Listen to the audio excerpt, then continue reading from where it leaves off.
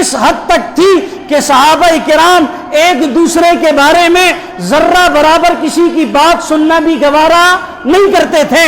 میں دلیل دینے لگا ہوں قرآن سے۔ لوگ کہتے ہیں مولوی صاحب آپ کو کیسے پتا چلا؟ دل تو پردے میں ہوتا ہے کہ صحابہ کے دل صاف تھے، صحابہ کے دل پاک تھے، اس دل میں بغض نہیں تھا، اس دل میں کینہ نہیں تھا، اس دل میں نفرت نہیں تھی، اس دل میں عداوت نہیں تھی، اس دل میں دشمنی نہیں تھی۔ ہوائی فائرنگ نہیں کروں گا، تاریخ نہیں بتاؤں گا، اٹھاؤ اس قرآن کی آیات کو۔ اللہ فرما رہے ہیں، کون بھائی؟ کون؟ اللہ۔ اللہ سچے، اللہ کا قرآن سچا، اللہ کا نبی سچا۔ جس نبی پر قرآن نازل ہوا وہ نبی سچا۔ سوال کرنے والے نے پوچھا مولانا آپ یہ کہتے ہیں صحابہ میں محبت تھی، اہل بیت اور صحابہ آپس میں محبت کرتے تھے، یارانہ تھا، وفاداری تھی، دوسرا طبقہ کہتا ہے نفرت تھی۔ میں کہتا ہوں نہیں، صحابہ کے دل صاف تھے، صحابہ کے دل پاک تھے، صحابہ کے دل میں کچھ نہیں تھا۔ کہتا ہے دلیل بتائیں، آپ کے پاس دلیل کیا ہے؟ میں نے کہا دلیل دوں گا اس لیے کہ میرا تعلق علماء دیوبند کے ساتھ ہے، اور دیوبند والے کسی ماں نے وہ جرت لال پیدا نہیں کیا جو علماء دیوبند کو دلائل کی دنیا میں ہرا جائے۔ میں یہ دلیل قرآن سے دینے لگا ہوں۔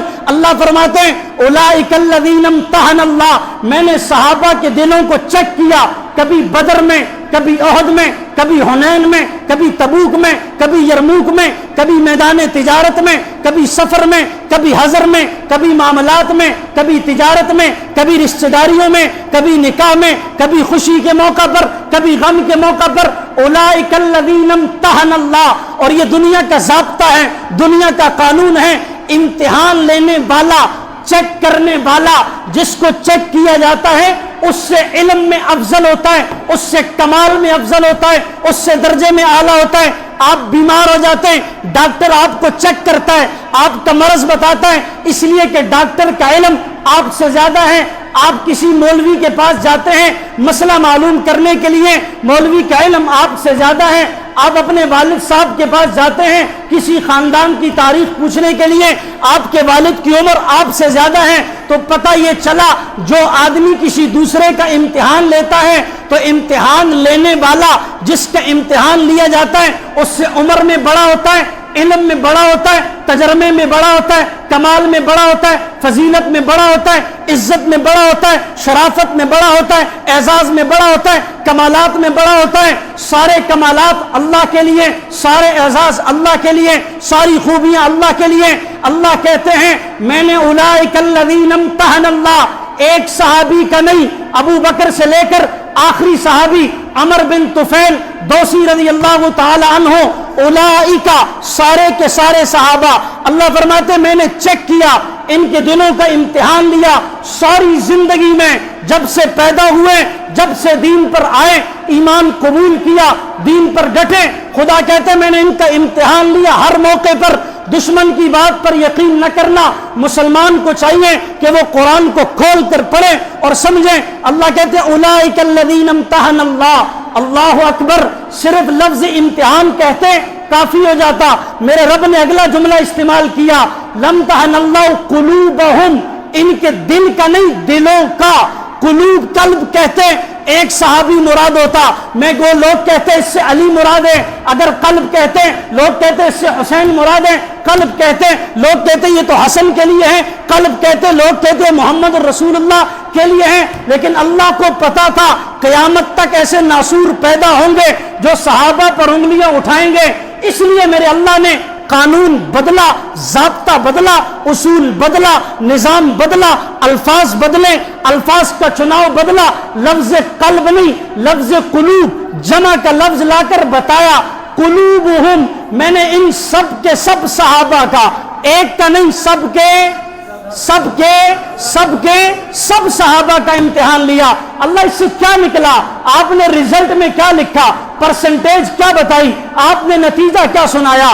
فرسٹ ڈویژن، سیکنڈ، تھرڈ، کیا صحابہ کے نتیجے میں آپ نے لکھا کیا؟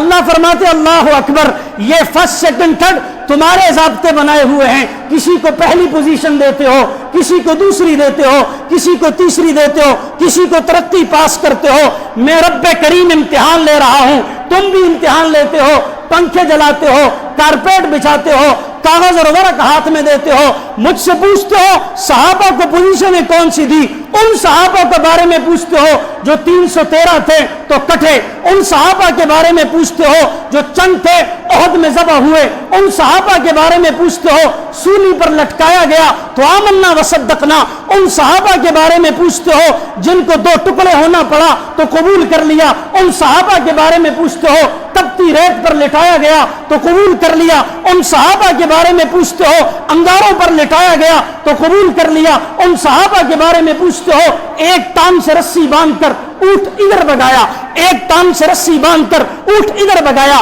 दरमियान से सुमैया चढ़ गई, अबू फकिया की पसलियां तोड़ दी गई, अब्दुल्ला बिन मसऊद को पतली और बारीक पतलियों पिछलियों का टाना मिलना पड़ा, उन सहाबा के बारे में पूछते हो हबीब बिन ज़ैद एक हाथ काटा, दूसरा हाथ काटा, एक टांग काटी, दूसरी टांग काटी और जिस्म के ऊपर सीने पर तीर मार मार कर छलनी करके हबीब बिन ज़ैद का लाशा मां के सामने लाकर रख दिया गया।